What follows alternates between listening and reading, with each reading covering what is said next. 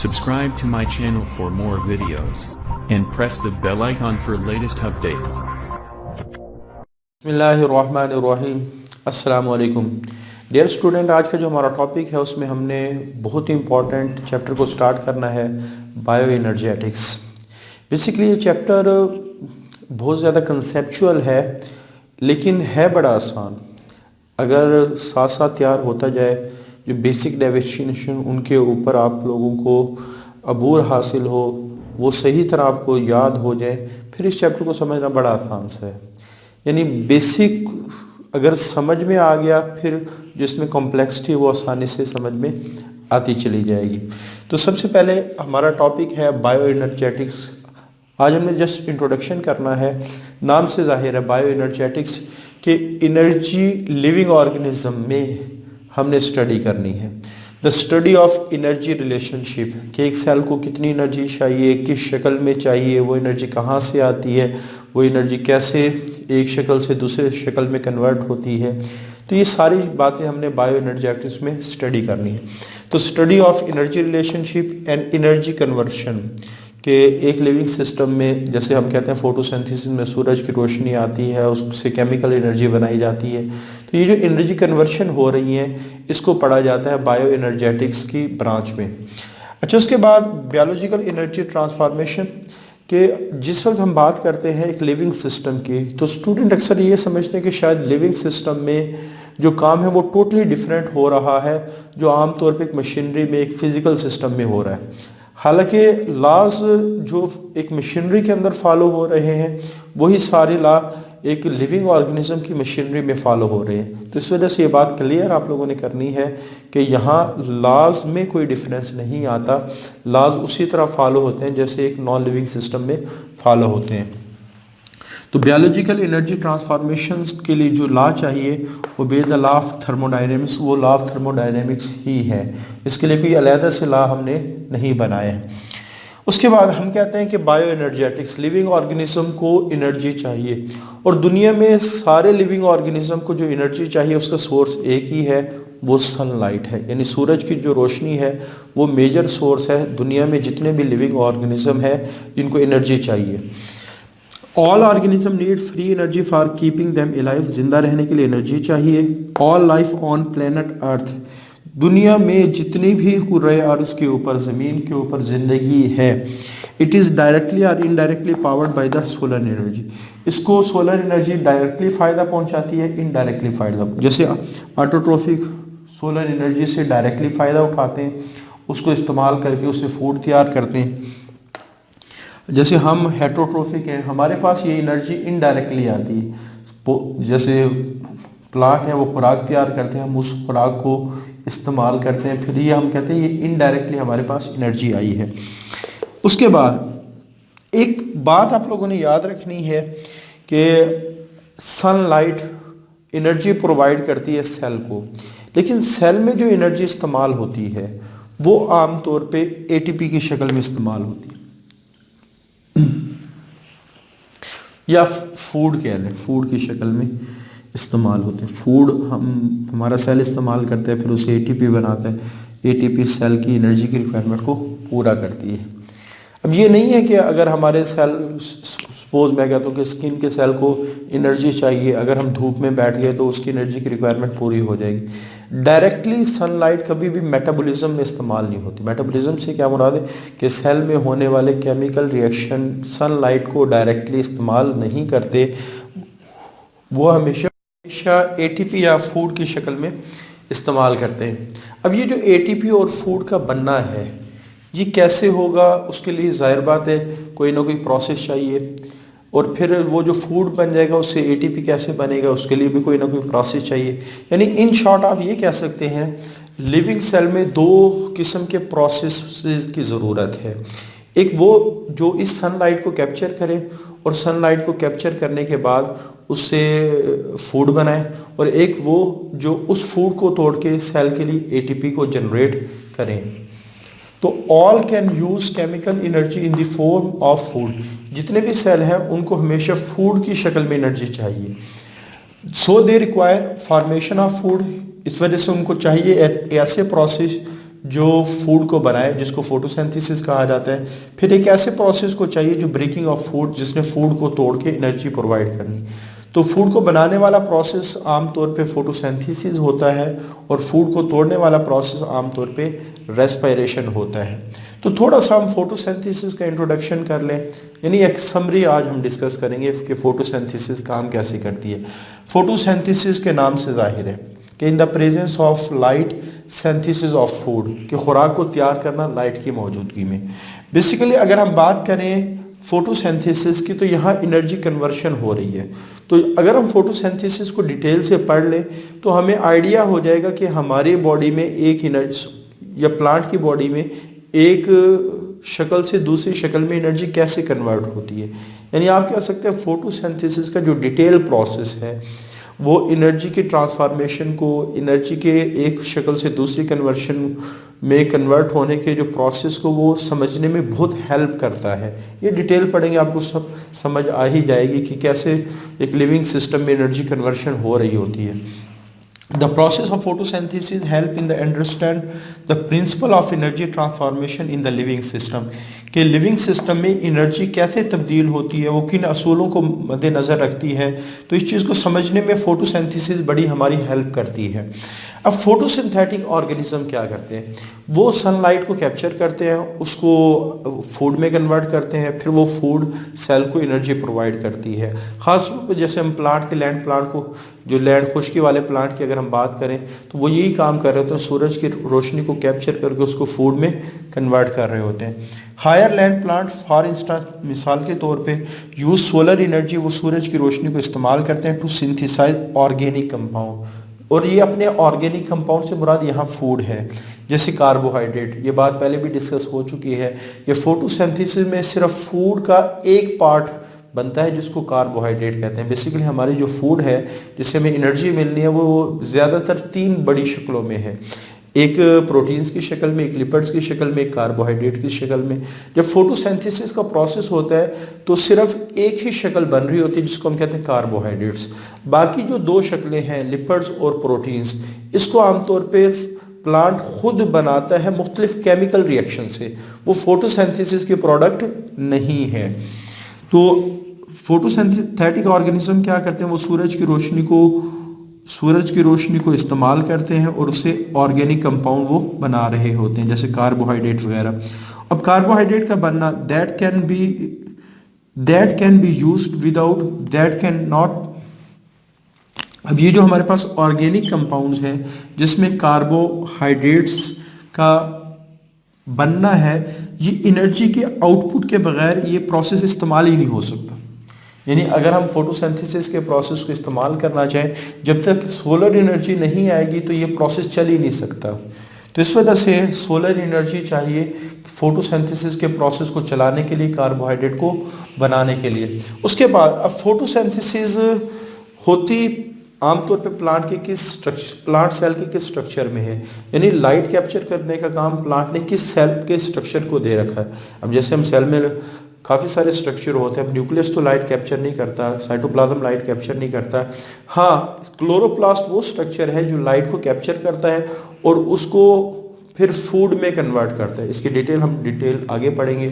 तो chloroplast of plant capture light energy coming from sun and convert into chemical energy. अब चूंकि इसने light को कैप्चर करके एनर्जी को स्टोर किया है क्लोरोप्लास्ट ने, और फोटोसिंथेसिस वो प्रोसेस है जिसमें लाइट आई और कैप्चर हुई, उसके बाद उससे फूड बनाया गया। तो इस वजह से हम कहते हैं photosynthesis is the light capturing process. तो photosynthesis act as a energy capturing process, energy store in organic compound. Energy हमेशा ऑर्गेनिक कंपाउंड की शक्ल में स्टोर होती है। ये बात हमने पहले भी डिस्कस की है कि जितने भी हमारे पास सेल्स हैं वो सिर्फ ऑर्गेनिक कंपाउंड से ही एनर्जी ले सकते हैं, क्योंकि ऑर्गेनिक कंपाउंड में CH बॉन्ड होता है। जब ये बॉन्ड बनता है एनर्जी स्टोर होती है, और जब ये बॉन्ड टूटता है एनर्जी रिलीज होती है, और ये एनर्जी फिर ADP से ATP बनाने के लिए इस्तेमाल होती है, और ये ATP फिर सेल इस्तेमाल करता है। यानी आप ये समझ लें कि जब फोटोसिंथेसिस का प्रोसेस होता है तो ऑर्गेनिक कंपाउंड बनाए जाते हैं। अच्छा, यहाँ से फिर एक ऑब्जेक्टिव भी आ सकता है। हम आमतौर पे जब हम खुराक की बात करते हैं तो पानी को भी हम खुराक में कंसीडर कर रहे होते हैं, फूड में consider. Biologically water is not a food. आमतौर पे फूड की जो टर्म है वो उस चीज़ के लिए, उस कंपाउंड के लिए इस्तेमाल होती है जो सेल को एनर्जी प्रोवाइड कर सके। वैसे अगर हमने बॉडी की रिक्वायरमेंट के लिहाज से बात करनी है तो हम फिर न्यूट्रिएंट का वर्ड इस्तेमाल करते हैं कि बॉडी को क्या क्या चीज़ चाहिए। उसमें पानी एक न्यूट्रिएंट है, ऑक्सीजन एक न्यूट्रिएंट है, सोडियम क्लोराइड एक न्यूट्रिएंट है। लेकिन जब हम फूड की बात करते हैं, फूड और न्यूट्रिएंट में फ़र्क है। न्यूट्रिएंट हर उस चीज़ को कहा जाता है जो बॉडी की रिक्वायरमेंट है, लेकिन फूड उस चीज़ को कहा जाता है जो बॉडी की रिक्वायरमेंट है ख़ास तौर पे एनर्जी के लिए। तो ये थोड़ा सा डिफरेंस आप लोगों ने जहन में रखना है। इस वजह से हम कह सकते हैं कि biologically H2O is not food. वजह क्या है? क्योंकि ये ऑर्गेनिक नहीं है। CH बॉन्ड होगा, उसमें एनर्जी होगी, CH बॉन्ड टूटेगा, उससे एनर्जी नहीं ली, वो एनर्जी फिर ATP बनाने के लिए इस्तेमाल होगी।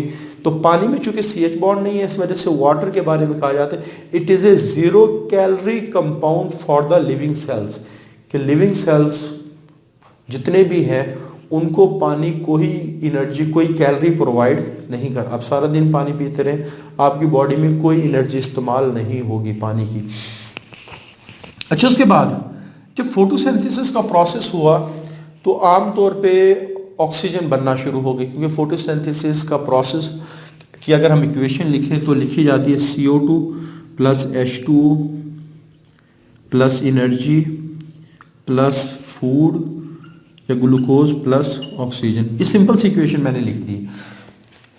अब फूड तो बन गया, जब ये फूड सेल में जाएगा, फूड की एनर्जी डायरेक्टली सेल इस्तेमाल नहीं करता, पहले फूड को ATP में कन्वर्ट करेगा। अब सवाल ये है, फूड बनाया तो गया है, अब फूड को तोड़ा कैसे जाए और उसकी एनर्जी को कैसे इस्तेमाल किया जाए।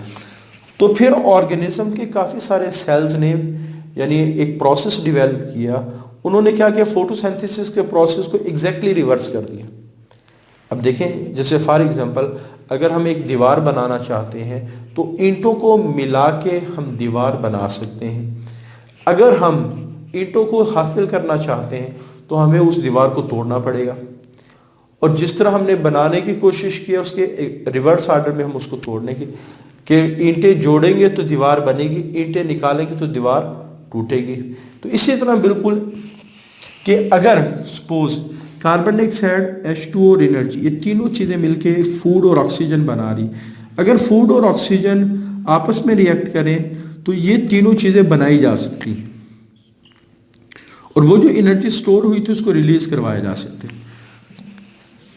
तो आप ये कह सकते हैं कि जब फोटोसिंथेसिस का प्रोसेस, उसकी एवोल्यूशन हो गई, तो जब एटमॉस्फेयर में ऑक्सीजन बनना शुरू हुई तो उसी ऑक्सीजन को इस्तेमाल करके काफ़ी सारे ऑर्गेनिज्म ने फूड को तोड़ा, और फूड को तोड़ने के बाद उससे कार्बन डाइऑक्साइड निकाली, उससे पानी निकाला, उससे एनर्जी निकाली। फिर वो एनर्जी सेल के मुख्तलिफ प्रोसेस में इस्तेमाल हुई ATP बनाने के बाद। With the emergence of photosynthesis, जब फोटोसिंथेसिस की एवोल्यूशन हुई, molecular oxygen began to accumulate into the atmosphere, कि मॉलिक्यूलर जो ऑक्सीजन है वो एटमॉस्फेयर में जमा होना शुरू हुई। प्रेजेंस ऑफ ऑक्सीजन, कि जब ऑक्सीजन मौजूद थी तो काफ़ी सारे ऑर्गेनिज्म ने उस ऑक्सीजन को इस्तेमाल करते हुए फूड को तोड़ा और उससे एनर्जी निकाल ली। तो इस तरह एवोल्यूशन ऑफ रेस्पिरेशन हो गई। तो जाहिर बात है, अब चूंकि रेस्पिरेशन वो प्रोसेस है जिसमें फूड को तोड़ के उससे एनर्जी निकाली जाती है, इस वजह से हम कहते हैं ये एनर्जी रिलीजिंग प्रोसेस है। तो ग्लाइकोलाइसिस और respiration, glycolysis is the step of aerobic respiration. तो आपने याद रखना है कि ग्लाइकोलाइसिस बेसिकली रेस्पिरेशन का ही एक स्टेप है, लेकिन चूंकि ये अलहदा से सेल में हो रहा होता है तो इस वजह से इसको अलहदा से मेंशन भी किया जाता है। यानी बाकी आमतौर पे जब हम हायर ऑर्गेनिज्म की बात करते हैं, यूकैरियोट्स की बात करते हैं, तो ग्लाइकोलाइसिस वाहिद रेस्पिरेशन का स्टेप है जो साइटोप्लाज्म में होता है। बाकी सारे स्टेप माइटोकॉन्ड्रिया के अंदर हो रहे होते हैं, तो इस वजह से बाद में अलहदा भी हम लिख देते हैं, लेकिन ये रेस्पिरेशन का ही एक स्टेप है। तो glycolysis and respiration are the process, ये वो प्रोसेस हैं जहाँ कार्बोहाइड्रेट में जो एनर्जी स्टोर हुई थी फोटोसिंथेसिस में is released in A control manner in the presence of oxygen. तो ऑक्सीजन के मौजूदगी में इन कार्बोहाइड्रेट को तोड़कर उससे एनर्जी निकाली जाती है और ये एनर्जी फिर एटीपी को बनाने के लिए इस्तेमाल होती है। तो हम कह सकते हैं respiration act as a energy releasing process. तो ये एनर्जी रिलीजिंग प्रोसेस है। उसके बाद रेस्पिरेशन जो releases great deal of energy, respiration जो बहुत ज़्यादा एनर्जी को रिलीज करता है use in the formation of ATP, जिसको हम कहते हैं एनर्जी करेंसी। एनर्जी करेंसी के व्हाट इज एनर्जी करेंसी, कि एनर्जी करेंसी क्या है। अक्सर स्टूडेंट का क्वेश्चन होता है कि हमें सेल एनर्जी फूड प्रोवाइड करता है या एटीपी प्रोवाइड करता है। तो इसका जवाब है हमें सेल के लिए जो एनर्जी चाहिए वो हमेशा एटीपी। फिर फूड क्या रोल प्ले करता है। जैसे सपोज मेरे पास ये मार्कर है और ये तकरीबन इसकी जो प्राइस है वो 30 to 40 रुपीज़ है। अगर मैं किसी भी मार्केट में जाऊं और कोई सब्ज़ी वगैरह ख़रीदना चाहूँ, मेरी जेब में पैसे ना हो, और मेरी जेब में ये मार्कर मौजूद है, वैसे कहूँ भाई फ़लाँ सब्ज़ी दे दो, और वो मुझे कहे कि 30 रुपये बिल बना है आपका, और मैं उसे निकाल के मार्कर दे दूँ कि भाई ये मेरे पास पैसे नहीं है, ये मार्कर रख लें। तो वाकई हो सकता है मुझे 2-3 सुना भी दे, कहते भाई पैसे दो, मुझे ये मार्कर नहीं चाहिए। हालांकि ये मार्कर भी पैसों से आया है, तो आप ये समझ लें कि जो ये मार्कर है ये फूड है और जो पैसे हैं वो एटीपी हैं। बेसिकली अब एक तरीका ही पॉसिबल है कि कोई अगर दूसरा टीचर जा रहा हो, मैं उसको रिक्वेस्ट करूँ भाई मेरे पास पैसे नहीं है, आप ये मार्कर ले लें, 30-40 रुपये का मैंने लिया है, अभी बाज़ार से मैं लेके आया हूँ, ठीक है, मेरे पास 30-40 रुपये ही थे, तो आप ये मार्कर रख लें, आप इस्तेमाल करें, मुझे 30 रुपये दे दें। वो मुझे 30 रुपये दे दे और वो थोड़ा सा मेरे पर आप कैसे तरस आ जाए उसको, और वो मुझे 30 रुपये दे दे और मैं 30 रुपये सब्ज़ी वाले को दे दूँ, सब्ज़ी वाला मैं ले सकता हूँ। तो बिल्कुल इसी तरह है, जैसे एक सब्ज़ी वाला इस मार्कर को लेकर सब्ज़ी नहीं देगा, अगर मैं इस मार्कर को बेच दूं और उससे पैसे लूं और पैसे से मैं सब्ज़ी ले सकता हूं। इसी तरह सेल में जो फूड है वो इस मार्कर की तरह है। हालांकि जो फूड है उसको एनर्जी स्टोरेज कंपाउंड कहा जाता है, तो फिर सेल क्या करते हैं, लेकिन सेल जैसे मार्केट पैसे की ज़ुबान समझती है, इसी तरह सेल की जो मार्केट है वो एटीपी की ज़ुबान समझती है। आपके पास जितनी मर्जी चीज़ें हों, लेकिन आपकी जेब में पैसा नहीं है तो आप शॉपिंग नहीं कर सकते। हालांकि सारी चीज़ें पैसों की आई हैं, लेकिन पैसा नहीं है तो आप शॉपिंग नहीं कर सकते। तो इसी तरह आप ये समझ लें कि जो फूड है इसमें एनर्जी स्टोर है, लेकिन सेल हमेशा एटीपी को इस्तेमाल करते हैं। इस वजह से सेल क्या करता है, फूड को तोड़ता है, पहले उसकी एनर्जी से एटीपी बनाता है। जैसे मैं ये मार्कर बेचूं, फिर उससे पैसे लूं, फिर मैं शॉपिंग कर सकता हूं। इसी तरह सेल क्या करता है, इस फूड को तोड़ता है, उससे एटीपी बनाता है और उस एटीपी की एनर्जी को फिर सेल के लिए इस्तेमाल करता है। इस वजह से हम कहते हैं एटीपी एनर्जी करेंसी है। एटीपी क्या है, एनर्जी करेंसी। अच्छा, अगर हम इन दोनों प्रोसेस को समराइज करें तो फोटोसिंथेसिस और रेस्पिरेशन, फोटोसिंथेसिस एनाबॉलिज्म है क्योंकि इसमें चीज़ बनती है, रेस्पिरेशन कैटाबॉलिज्म है क्योंकि इसमें चीज़ टूटती है। तो आम तौर पे अगर हम फोटोसिंथेसिस के प्रोसेस की डिटेल में जाएं तो डिटेल पढ़ेंगे भी इस चैप्टर में, तो आपको नज़र आएगा कि सनलाइट से डायरेक्टली फूड नहीं बनता। सनलाइट से पहले एटीपी बनती है, एटीपी से फूड बनता है, फिर फूड से एटीपी बनती है, वो एटीपी सेल इस्तेमाल करते हैं। यानी फूड बनते वक्त भी एटीपी आई, फूड टूटते वक्त भी एटीपी आई। तो हम कह सकते हैं कि ATP is the link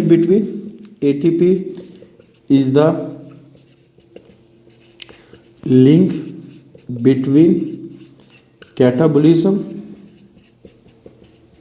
and anabolism, कि ये हमारे पास एक लिंक है कैटाबॉलिज्म और एनाबॉलिज्म में। बेसिकली अगर हम बात करें कि एटीपी एनाबॉलिज्म में भी बनता है, कैटाबॉलिज्म में भी बनता है, तो दोनों प्रोसेस में एटीपी लास्ट में बन रहा होता है। फिर सवाल ये है कि हमें फूड की ज़रूरत क्यों पेश है। सनलाइट में जो एटीपी बना है उससे सारे सेल इस्तेमाल कर सकते हैं। हमें भी डायरेक्टली एटीपी मिल जाता। हम फूड क्यों बनाते हैं? बेसिकली अगर इसका आंसर को हम देखें तो एटीपी ये एक अनस्टेबल प्रोडक्ट है जो जल्दी टूट जाता है और अपनी एनर्जी रिलीज कर देता है। फूड इज स्टेबल प्रोडक्ट, और अगर आपने किसी चीज को स्टोर करना है, जैसे प्लांट जब फूड बनाते हैं तो सारा फूड खुद इस्तेमाल नहीं करते, काफ़ी सारा फूड वो हमारे लिए या दूसरे एनिमल्स वगैरह या दूसरे ऑर्गेनिज्म के लिए वो स्टोर कर देते। अगर प्लांट सिर्फ एटीपी ही बनाते तो ये एटीपी सिर्फ प्लांट में ही इस्तेमाल हो सकता था, क्योंकि अनस्टेबल चीज़ को स्टोर नहीं किया जा सकता। जैसे वो मेडिसिन्स जिनकी एक्सपायरी डेट थोड़ी होती है, आप उन्हें कहें मैं 5 साल के लिए स्टोर करूँ, पॉसिबल ही नहीं। टैबलेट्स वगैरह जिनकी एक्सपायरी डेट ज़्यादा होती है उनको आप आसानी से स्टोर कर सकते हैं। तो बेसिकली फूड को बनाने की ज़रूरत ही इस वजह से पेश आई क्योंकि एटीपी अनस्टेबल है, फ़ौरन ही टूट जाता है, फूड स्टोर हो सकता है। तो इस वजह से सनलाइट से फूड बनाया जाता है, उसको स्टोर कर लिया जाता है, फिर ज़रूरत पड़ने पर उसको तोड़ा जाता है, फिर ज़रूरत पड़ने पर उसको तोड़ा जाता है। अगर ये सारा एटीपी की शक्ल में होता तो एटीपी किसी भी खुद ब खुद टूट जाता, उसमें एनर्जी स्टोर ना रहती। तो इस वजह से हमेशा अपने याद रखना है कि जो प्लांट होते हैं आमतौर पे जो फोटोसिंथेटिक ऑर्गेनिज्म है वो सनलाइट से फूड बनाते हैं, हालांकि वो बनाते हैं एटीपी के ज़रिए से। या आगे डिटेल जब हम फोटोसिंथेसिस के पढ़ेंगे तो आपको नज़र आएगा कि पहले एटीपी बना है फिर फूड बना है। तो फूड स्टेबल होने की वजह से प्लांट इस फूड को बनाते हैं, फिर फूड को रेस्पिरेशन इस्तेमाल करती है एटीपी और सेल उसको इस्तेमाल करते हैं एटीपी की शक्ल में। तो फूड बनाया जाता है ताकि स्टोरेज आसान हो। तो ये आज का हमारा इंट्रोडक्शन है जिसमें हम ब्रीफली बायोएनर्जेटिक्स को डिस्कस किया, फोटोसिंथेसिस किस तरह काम करती है उसको डिस्कस किया, रेस्पिरेशन में क्या क्या हो रहा होता है उसको डिस्कस किया। आज के लिए इतना ही। अल्लाह हाफिज़।